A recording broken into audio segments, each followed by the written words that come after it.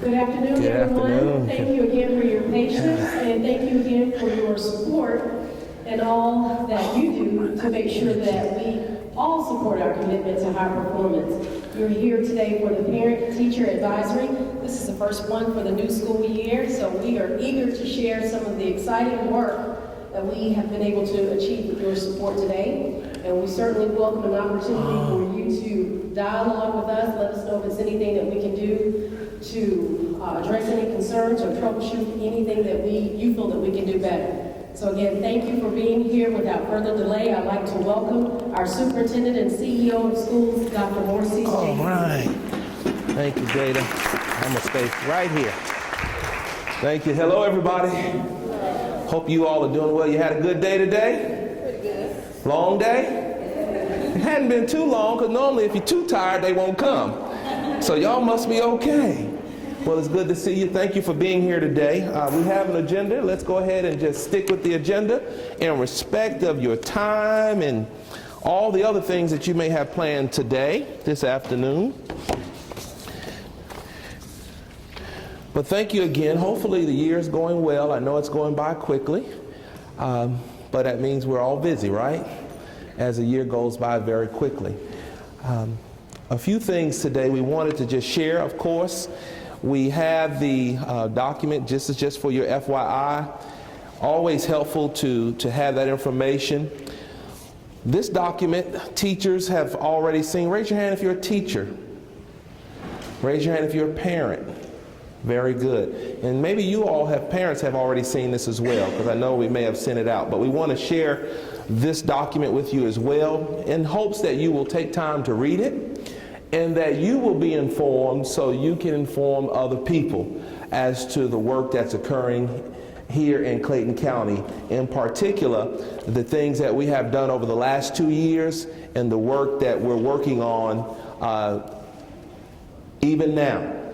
What I'd like to do is spend a little time talking about the work that we're doing this year. This year is our year to really ramp up advanced learning here in Clayton County. And so when we say advanced learning, we mean exactly that. We are providing all students an opportunity to learn our curriculum content at higher levels.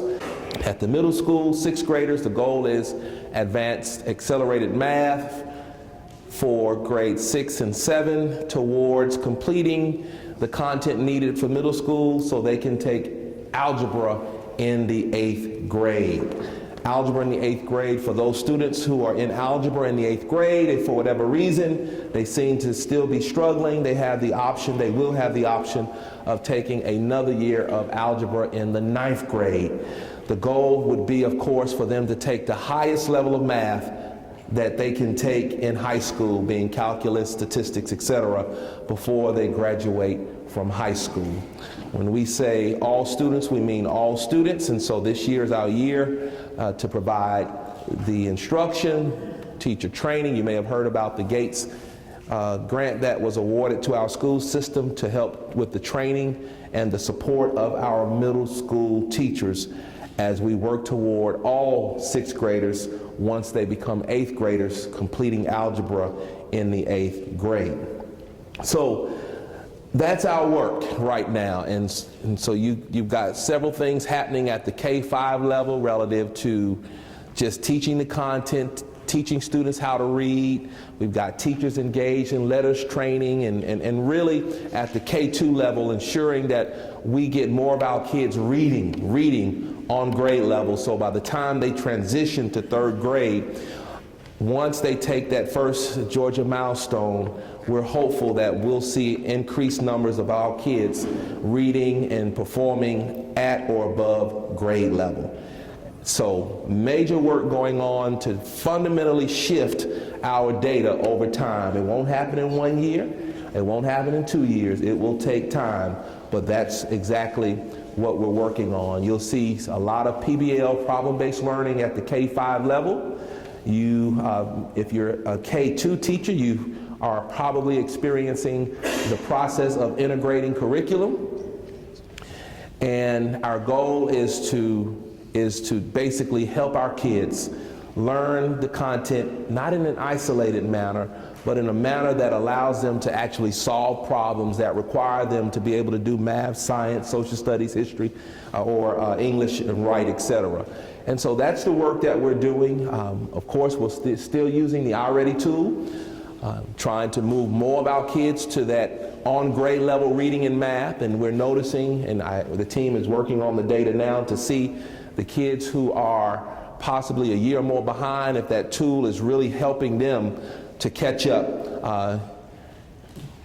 in comparison to not having the tool, or in comparison to how students may be using the tool who are not necessarily 2 and 3 years behind in their reading and math scores. So just using our tools strategically, looking at the impact to ensure that our kids are actually learning at the level that they need to learn.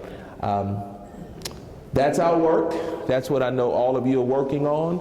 Parents, you should see kids coming home, sharing, having conversations about rigorous content, about the content.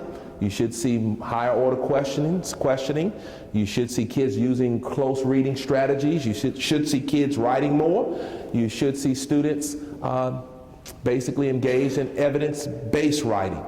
And so our data is trending upward in the right direction, and our work is to really accelerate that data over the next several years so that we can see more of our kids performing at the proficient and higher level. Again, it will take time, but that's what we're working on. This year, I'm sure you have, because someone in here would have emailed me by now. You should have seen your increase that's spread out over the year in your paychecks, and we're continuing this year. We're in phase 2 of compensation, so we're looking at the teacher salary to see what we can do to move our pay from ranking to the current ranking to a higher ranking here in the metro area. So we're studying all the teacher salaries, the teacher salary scales for all of the metro area districts, the large ones, the ones that border us, and all the large districts that have 45,000 or more students. This year, we're studying their pay scales towards me bringing a recommendation to the board focused on ensuring that our teachers have competitive pay salaries as compared to the large metro districts or districts that have 45,000 or more students. And so we're looking at and analyzing that data right now to figure out exactly what recommendations we will be bringing to the board to be implemented for fiscal year 21. More work, of course, you know about the Munis implementation, and so we're getting ready to go through phase 2 of that. A communication will go out, I'm sure, today. You'll have tomorrow in your inboxes about the process for signing in and out. That will be online now. Everything will be online as we transition to Munis. And so you'll be working with your principals, your bookkeepers, and others who have been trained to make that transition over the next 2 weeks, so that on October 2nd, all the signing in and signing out will be required in Munis, because then it will impact your pay. Hourly people, it will impact their pay, and then of course those who are not hourly people, leave, etc., will be all captured in Munis starting October 2nd.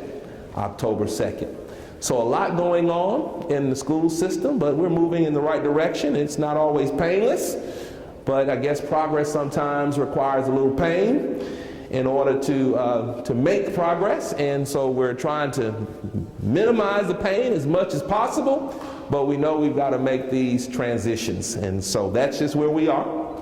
We will get a break in another week or so.